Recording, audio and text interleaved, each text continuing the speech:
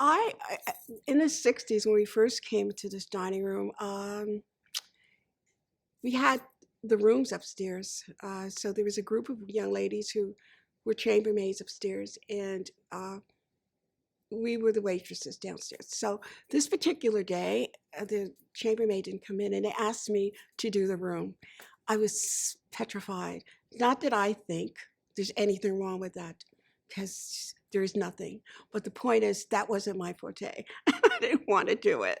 And I was so upset. And I was on the third floor pushing this cart, and I was so stressed out about it. I felt like my whole life was going, doing beds, the whole thing. I felt so stressed.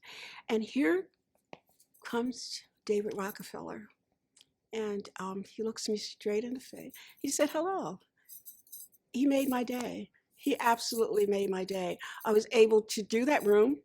Then I didn't do again. But I was able to do that and feel good. That was just an incident I had with David Rockefeller that made me feel really, really special uh, because he looked at me. And he looked at me not as a chambermaid, but as a person.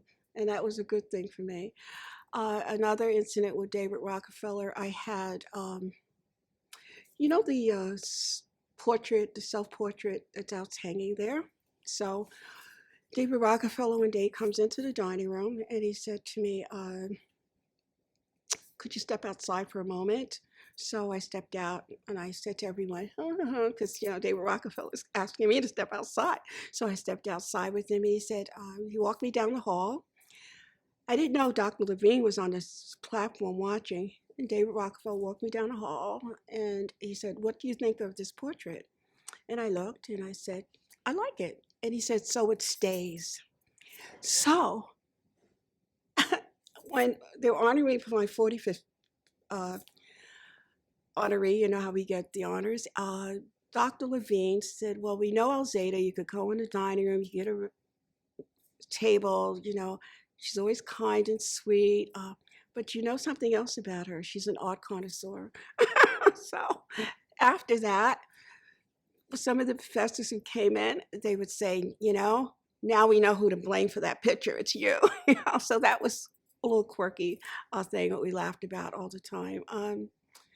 Uh, I it's just little things like that. Dr. Wiesel, he invited me to his 90th birthday party. I was like so honored, absolutely honored that he would invite me. And, as we were toasting to him for his 90th birthday, he turned around and he said, let's toast to Alzatta, the most beloved person on campus. Oh my gosh, I was just so, I love him. And I told him, he always knew how to make me feel special. I remember when he retired, I wrote him a letter telling him that he had a gift that most people wish they had to make people feel special.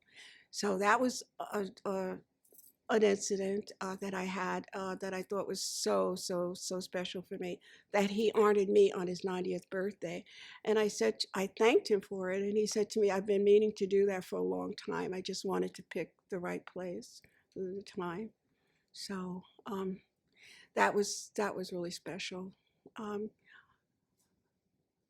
There's just so many little things I could say about, but just like so many little special things I have with everyone. When I was 21, I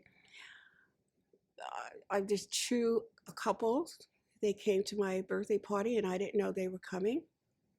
And when I was 21 years old, Dan Rifkin and Michael Ruttenberg, they came to my birthday party, and they brought these candles that you couldn't blow out, and I just kept blowing out. And they brought their dates and everything, and that was fun for me. And Dan is at NYU, and we're still friends.